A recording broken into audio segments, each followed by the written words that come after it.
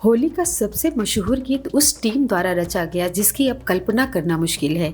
इस गीत के निर्देशक थे महबूब, संगीतकार थे नौशाद, गीत लिखे थे शकील बदायूनी ने और इसको गाने वाली थी शमशाद बेगम। फिल्म के निर्माता निर्देशक महबूब ने इसके फिल्मांकन में अपने हुनर और परंपराओं को बखूबी प्रस्तुत किया। इस गीत के सेट में जहां भगवान शिव की बड़ी मूर्ति के सामने गांव के लोग होली की मस्ती में सराबोर हैं, तो वहीं गाने में सुनील दत्त का गुस्सैल और राजेंद्र कुमार का मुस्कुराता चेहरा दिखता है।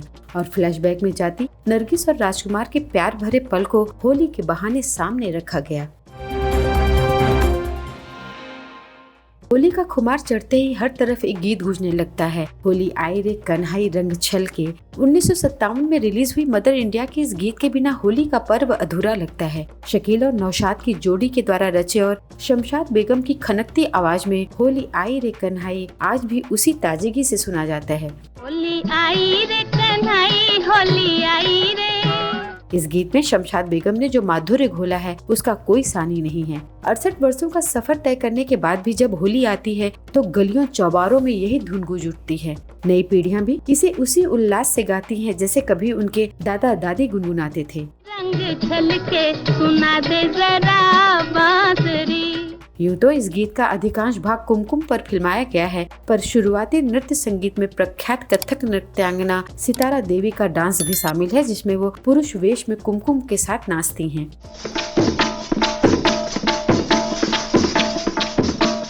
यह गीत हिंदी फिल्म संगीत का एक ऐसा नायाब गीत है जिसमें एक साथ विरह, संजोग, हास्य, क्रोध, पीड़ा और सुख जैसे भावों को एक साथ पिरोया गया है और जिसमें गानों के बीच में दोहों का भी बढ़िया उपयोग किया गया है।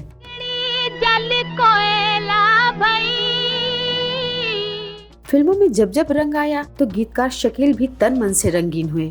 शकील का लिखा पहला होली गीत था होली आई रे कन्हाई।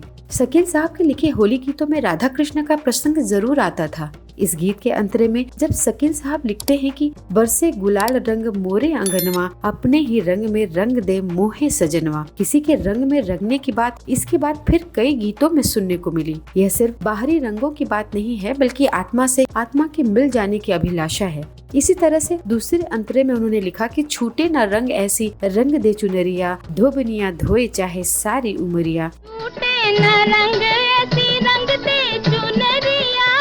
यहाँ चुनरिया स्त्री के सम्मान, मन और अस्तित्व का प्रतीक है जिसे वह अपने प्रिय के प्रेम में सदा सर्वदा रंगा हुआ देखना चाहती हैं। और नरगिस के मन की पीड़ा को तीसरे अंतरे में क्या खूब उकेरा है शकील बदायूनी ने जब वो लिखते हैं कि वो होली घर आई तू भी आजा मुरारी, तो गीत का स्वर बदल जाता है।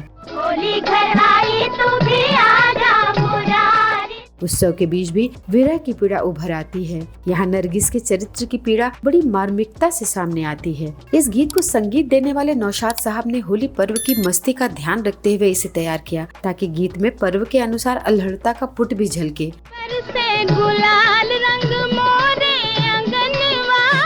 चूँकि नौशाद इंटरल्यूड में कोरस के उस्ताद थे तो उन्होंने फिल्म के ग्रामीण परिवेश के अनुसार लोक संगीत की धुन में इस गाने को तैयार किया।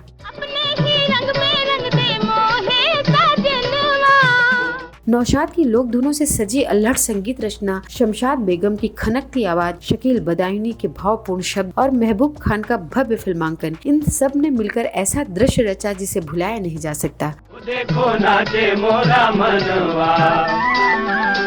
यह होली गीत केवल मदर इंडिया का गाना नहीं रहा, यह भारतीय होली का स्थायी सुर बन चुका है। तोरे कारण घर से आई, तोरे कारण हो।